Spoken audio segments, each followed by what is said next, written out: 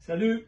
Dans mon atelier, je suis en train de faire une expérience avec des vieux systèmes de télécommunication Vantage. Entre autres, ici, j'ai un émetteur. J'ai un émetteur qui est fait avec une bobine d'ignition d'automobile qui génère à peu près 10 kV. Vous avez juste devant deux pointeurs qui vont agir comme éclateurs pour générer un arc électrique qui va générer une onde à travers l'antenne qui est ici.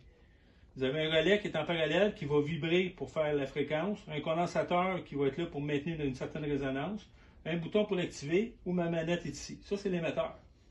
C'est un émetteur qui est utilisé par tous les scientifiques de cette époque-là, entre autres Tesla, Marconi, Maxwell, ils ont tous utilisé ce genre d'émetteur-là. On appelle ça un émetteur à étincelle.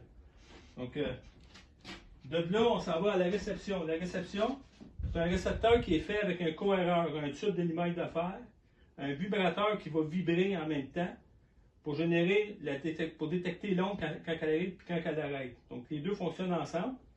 Vous avez aussi un petit relais de contrôle qui va activer les fonctions. Entre autres, faire allumer la lumière qui est ici. Activer notre système qui va générer des codes sur un ruban qui tourne.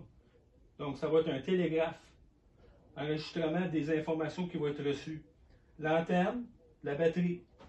Donc, si je fais un exemple, entre autres, je vais partir le mécanisme ici, faire tourner le ruban.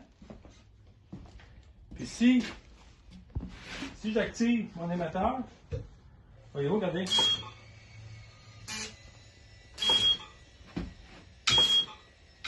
Voyez-vous la plongeur qui descend? Ça fait des codes. Vous avez des codes.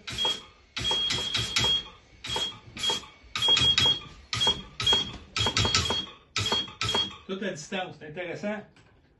Imaginez à cette époque-là, on pouvait enregistrer des messages en code MOS, puis les capter à des distances d'au-dessus de 200 km, juste avec un principe comme ça. Donc, à mon avis, c'était ingénieux pour l'époque. Donc, je voulais vous en faire partager. J'ai déjà fait des essais sur à peu près 300 mètres, ça fonctionne très bien. Salut, à la prochaine.